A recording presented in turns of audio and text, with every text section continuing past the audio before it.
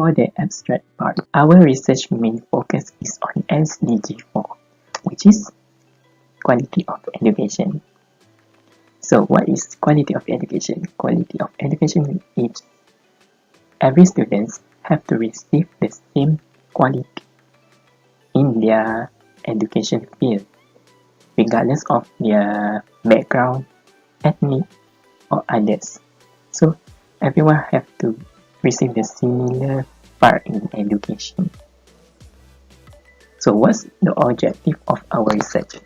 Our research main focus is on how to analyze how poverty, especially in rural areas, affect the academic performance of one student. How student was affected by poverty in whatever aspect, especially facilities and also condition of their study. Our data is collected by doing a survey of the student. We take a data of the family income of 177 students of SMK Bandar Semariang students in Kuching, Sarawak. The students majority are from P40 students in rural area. Secondly, we have an interview session with the school senior assistant. We receive much feedback about the school and how the students suffer the education system now and how it can relate with our objective of our study. So why is research is important? So basically our research can help the government to reduce the gap between the rich and the poor especially in education field. How? With this research we can conclude about how the poverty and academic performance always related to each other. With this, we can know how to improve the academic system and how to help especially P40 students, how to give their facilities are equal to other students in urban area and especially how they can compete with other students in urban area. Hello, my name is Mohammad Shahid bin Rusli and today I'll be talking about the literature review for our group project. In line with the SDG 4, which is quality education, there are 4 highlighted key elements that we put in our reports which will underline the inquiry of how poverty unfortunately affecting education. Well, firstly, it's better if I explain that rural areas are commonly related to the poverty. And urban schools tend to have a better facilities compared to the schools located in the rural areas. Physical facilities such as laboratory, library, bathroom, a clean canteen, spacious and comfortable classroom, well-preserved fields, and availability of computers will absolutely increase the interest of students in many ways to even step their feet to the school to have their learning session. Next, let's talk about the social background. The social background, which is meaning that children who are exposed to a poor quality environment, whether at home or outside of their home, are less likely to excel and perform well in academic, as stated by Mazjub in a journal entitled Critical Issues in Preschool Education in Malaysia. It can also influence the structural and functional development of students' brain.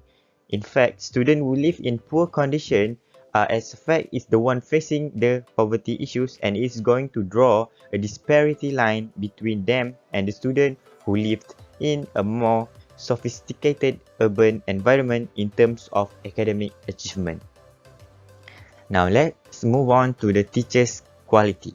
Teachers who is assigned into a slight poor environment, which is the rural school, are most likely having a less motivation in doing the teaching process. As a matter of fact, that schools in rural areas are not well equipped with basic facilities such as roads to the school, distance from the city are too far, and also a good and comfortable office table, which is very important in making sure their learning materials to always be organized. Most of these issues are less likely to happen in urban schools, which are well equipped with all that sort of things. And last but not least, the parents' role. Based on the data collected from a research, parents living in a rural and poorer areas tend to prefer letting their children to work at a young age and earn money compared to investing their money into their children's education. This situation is quite contradictory to how parents living in the urban and cities area react to their children's necessities for education. And by that means, many of the students in the rural areas are having a lower academic performance compared to the students living in the urban areas. I think that's all for the literature review part. I hope there are a few useful information that can be gained from this part presentation of mine. Then we move on to the data analysis part. The first things, household income category are divided into three main parts, which are B40, M40, and T20.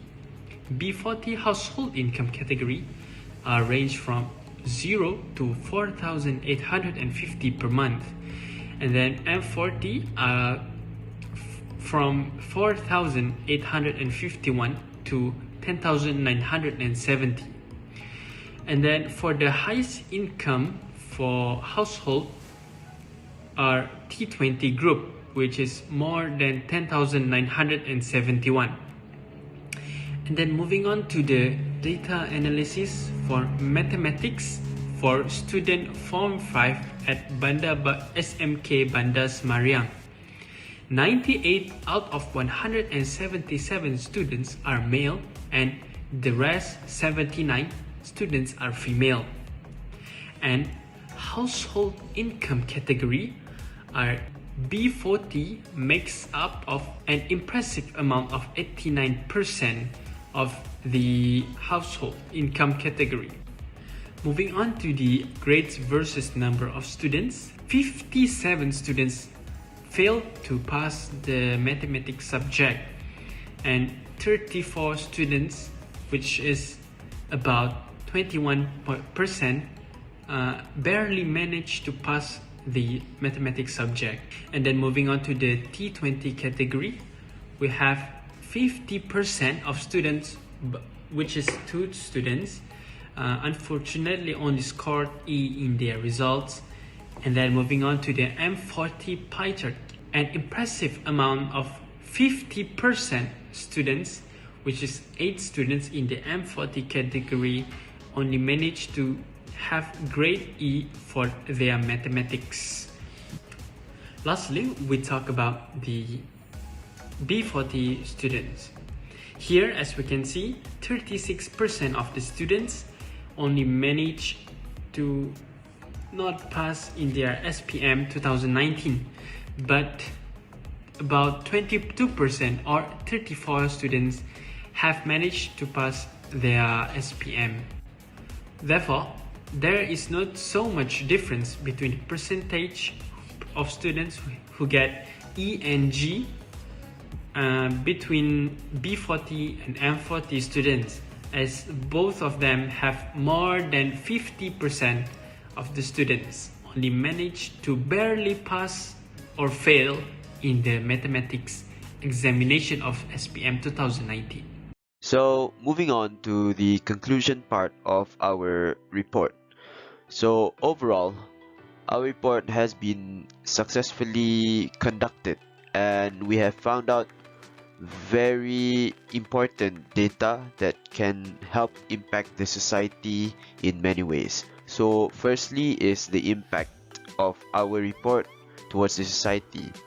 So the first impact is that our study will impact the students by making them realize how important education is in order for them to achieve success in life and also to turn the table for their family.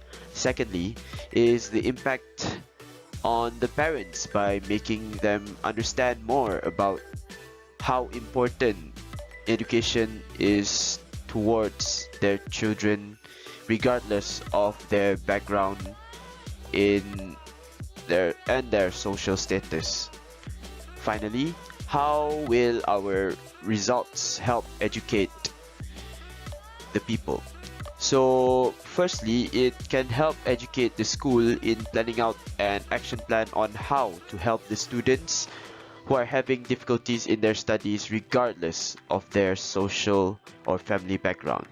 Secondly, it can also help the government to find out ways on how to help lower income households, especially by providing them with specific aids such as laptops and whatnot.